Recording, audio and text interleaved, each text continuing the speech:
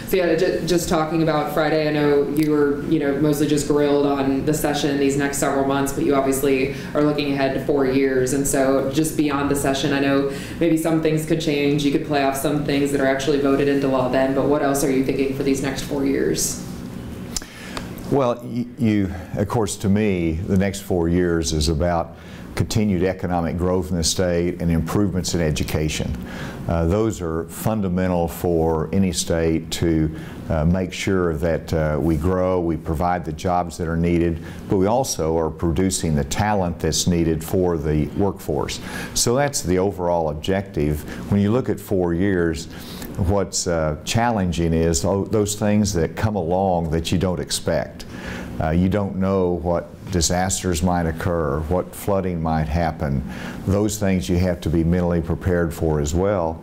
And then you don't know how the economy is going to go. We've had 4 good years of economic growth in Arkansas. I think we're in good position to have continued growth into the future, but how long will that continue? And so that's why we're wisely trying to set aside savings for the first time in history. We have $125 million in a long-term reserve fund in case we need a cushion for an economic downturn or some other challenge that we have. What would you say your biggest challenges these next 4 years? I mean, obviously some of these you don't know because it could come up, but anything carried over from the first term that would think be one of your challenges? It's workforce education. We've made a lot of progress. When I became governor, we had 54 high schools in Arkansas that did not have access to a career training center. But that's been reduced to 17, and it'll be reduced down to 0, hopefully, within the next year or so. But that's something we've made a lot of progress on, but it's the greatest need, and we're not there yet. So one of the challenges that we'll continue to have, and it doesn't take legislation, it takes changing a culture, it takes more investment, recognizing that our young people need to be prepared for college, they need to be prepared, many of them, for the workforce. It could be welding, it could be technology, it could be robotics. All of those things are so needed to attract industry into the state to show that we've got the workforce. And so that's one of those issues that continue on. Whenever you look at what we've done in the last 4 years in terms of lower taxes, more competitive rates, when you look at leading the nation in computer science education, all of those things continue in terms of the next 4 years. How do you build on those things?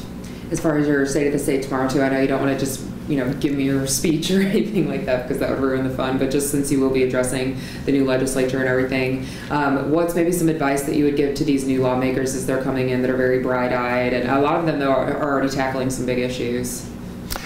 Well, they are. They're elected. They have the mandate of their district or Senate district to get a job done, and so they come down here ambitious, they come down here ready to work, and I applaud them for it.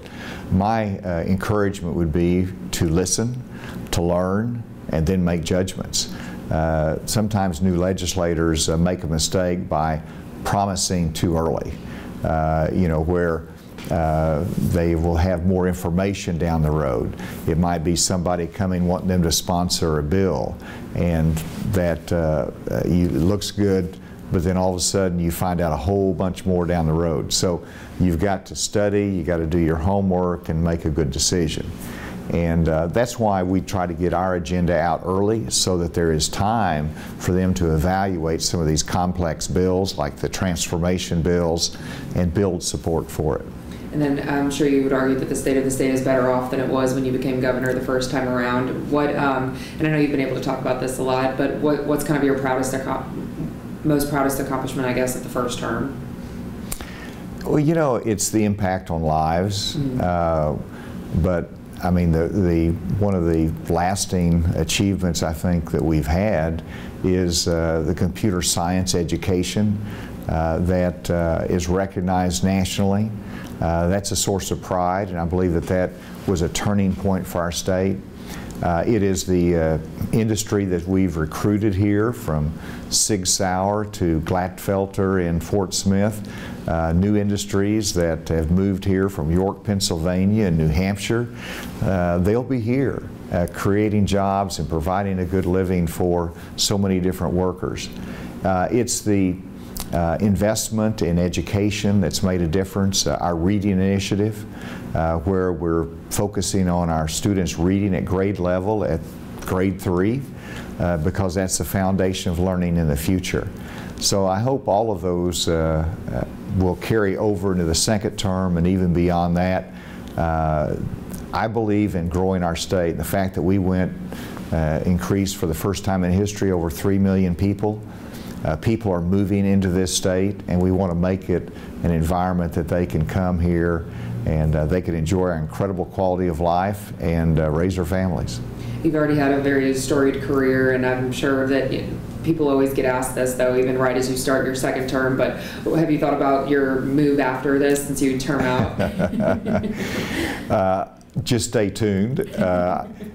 One thing we know for sure is I'll not be running for governor again.